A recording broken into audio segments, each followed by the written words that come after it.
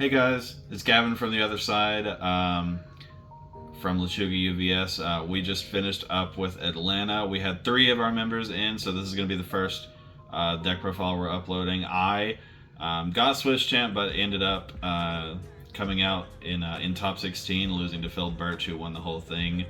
I was playing Devil Jin today with the equipment high stuff. It was good to get back and play with him again since the errata. Had a pretty good time. It was, kind of rough being a 5-hander. Not something I'm used to. I tend to gravitate towards the 7-handers, but it was a good time overall.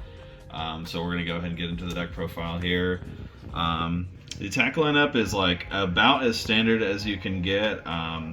4 camo counter, 4 bolt, 4 kraken, 4 teaming, and then 4 superfly stomp. I know there's a few DJ lists around the space that are like switching out to Kraken for like the Attack Titans Haymaker, and that's a cool card. But I think you really need to be able to answer specific problems in the metagame right now. Superfly Stomp is the new addition, of course, for Devil Jin, able to tutor out your big bolts and your counters. We're not playing any armbar because the 2 damage for the rest of the turn really most of the time doesn't matter, compared especially to the consistency of having just your cards that actually do something. Your teaming is your ace card, your 1 diff at the end, that's a 5 mid 5 for X damage, after you use Devil Jin. But really, this should be your 20 attack, so it's pretty self-explanatory. We'll not wonder on that one too much. Then onto the actions, of course, the 4 equipment heist, also relatively self-explanatory. You want to see this card, you want to see it often. This is going to get into your big combos. Sometimes you'll play it on a 5, check a 3, and just instantly respond with Devil Jin. The bright side of that being, like, as long as you check relatively well for the rest of the turn, you're going to have a more potent turn because you'll be able to use your equipment heist on the very first attack because Devil Jin will add in. And you're able to just heist on every single enhanced step, whereas like other decks might have to wait. We don't have to all the time. Then for the assets that I played, it was 2 Massive Mutant Machine, and then the honorary 3rd Massive Mutant was Dodie. But Dodie is important for he can save you from dying, as well as readying your airship. This does freeze itself, so you can't use it in the same turn, but it allows airship to be actually once per turn instead of being a once per turn cycle or a once per 2 turn cycles kind of thing, right? And then we've got the 1 Mimicry. This one I really I couldn't stand to cut this one. I've had several games throughout the tournament where this one copies a very niche foundation, something like a horrifying realization or an exam strategy, which we'll get to, that does more than these can do all the times, because like the only one of these that finds you extra cards is Airship. These just pump stats, whereas Mimicry can do either in the form of Horrifying or Exam Strategy copying. So those assets, notably I didn't play like Cerritos. That card is pretty good, but it is a 6 diff, so it has to be compared to these guys to where like you're probably not ever building it from your hand. And I think as the cuttable ones go, it's probably the one that gets cut. Then for the foundations, we've got 4 Exam Strategy. Pretty self-explanatory, I think, in the modern DJ lists.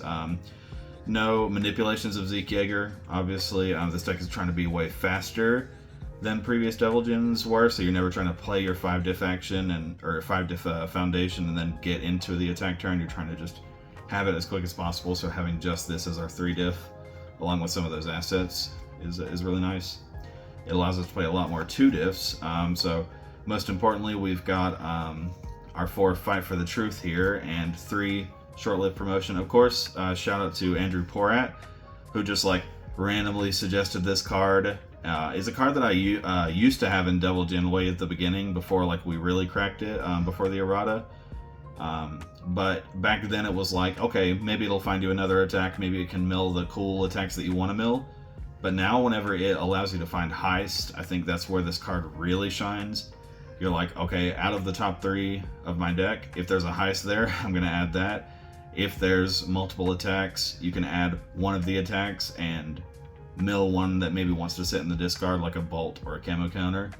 This just helps you kind of not be a 5-hander, mainly because like if it is ever the 2 foundations in 1 attack, it's like, wow, I really just like, I'm like essentially have 7 hinder value at that time by getting to get rid of the foundations.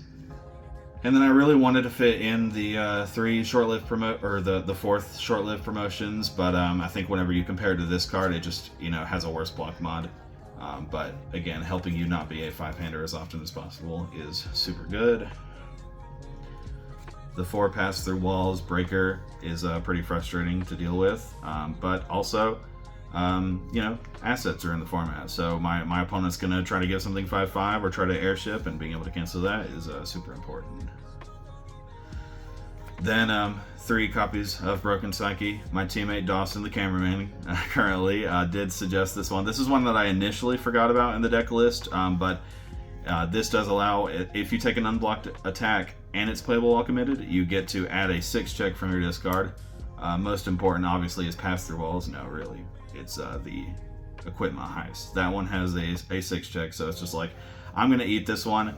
I've got 35 health. I'm going to remove it and get equipment heist, and just like, you're dead next turn. And then, notably, the thing that really sells me on this card is it does have the enhance to change this attack's damage to 2. So if your opponent responds with a bunch of 9 Titans thinking, well, I'm not going to die on this one, you can change your own attack to 2 damage. Super, super crazy. Along with, like, on your poke turns, you're like, I'm going to attack with this bolt, and I'm not going to enhance with DJ. Is it a poke or is it not? Are you going to take it? And if you do, I'm going to take momentum and say, you're not killing me, something's going to go to 2 damage. Kind of just didn't have the room for the 4th. Because it does, you know, make you go down a foundation, and it does require momentum. So it's not like the perfect card, but it really helped save a lot of games. 1 copy of Finger Guns for my last 2 diff. This never came up because it was just a 1-of. I didn't actually see it in the tournament, and I think I did see it 1 time, but it just didn't matter. But the theory is you play Goblin Bolt, and getting filled with Doubted on your first Goblin Bolt feels pretty bad. It makes you a lot more vulnerable than you would normally. This can just respond to pick up the Filled with Doubt and then play it again, and it's a 3 diff. You didn't really lose anything for that. Yeah, so the theory is pretty cool. I don't know if it'll stay or go, but you know, it wasn't bad. I think the 2 block mod is pretty cool. Then for our 1 diffs, we've got Dream About Fighting at a 4, and then 4 Horrifying. I think this honestly just, the Dream About Fighting just replaces the long range supports that we were playing in the past, as ways to like stack the camo counters on the top and draw them. Now you get to play that as a 1 diff, and the deck is fast enough. I don't think you really need the repeatability of the 2 diff, especially when it's a 3 low block and kind of doesn't do anything after that. Horrifying, same thing. This one actually did come up. It didn't win me the game, but in the top 16, where I'm able to play out my whole hand of foundations and then just draw 1 and be a 6-hander. I drew into another foundation, play it, and then use another copy, and it's like, now I'm a 7-hander. I'm just on this 1 diff. But yeah, just trying to be, you know, either be a 6-hander and see more cards, or loop your camo counters. That's a pretty huge one. And then the last, just like, it's a really good card, Inspiring Song. It's like, it's just a chaos staple. You're gonna mill 3, you're gonna hit more attacks with DJ, you're gonna pass your checks, you're gonna breaker your opponent for free on a 1 diff, and it's a 6 check. Like, this card's just busted. Lastly, we will move on to the side deck. I sided 1 copy of Anti-Titan Artillery. This was specifically for this card, Driven by Retribution. If I didn't see enough answers for my opponent's Driven by Retributions and Forcing Surrenders, then it was going to be like, okay, I hit and respond. Specifically, like if I swing into a backup against, you know, like a Hanji that can side Forcing Surrenders and Driven by Retribution, I can deal damage to their backup, commit a Driven by Retribution, and before they can respond, and just keep going and probably kill them after that. Did side it, did come up, pretty good one. I'll probably keep that one in the side. 2 Driven by Retribution, of course I have the fire symbol, so I will play the equipment heist counters that I can play, but overall it's a really good card anyway, so yeah, I'm sure we all know about that one. 2 Incredible Display. As soon as I have momentum, I can cancel the runaways and the genkais and the filled with doubts. You know, the average hopeful answer for the DJ. I can have my answer to that answer. So definitely gotta have that one. 3, Great Buckler. Pretty decent against Porco as long as it doesn't get sealed somehow before they get to the end of the attack turn. But mainly in here for Pony, just like you're not going to turn to me and I'm going to turn to you as long as this card is in the equation.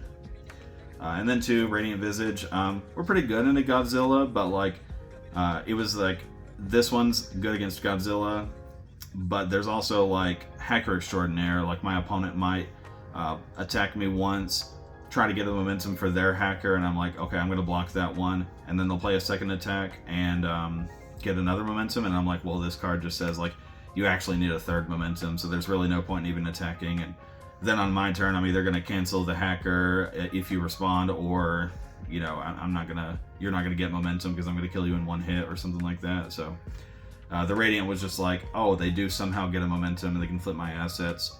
I'm going to say that you don't have it anymore. Along with the fact that it mills 3, and we get our attacks and discard. Alright, so that was it. We're going to have the other deck profiles up on the channel probably right after this one. Top 16, lost to the guy that won, so pretty good performance. Swiss champ. Pretty cool deck. Give it a chance, yeah. I'll see you guys later.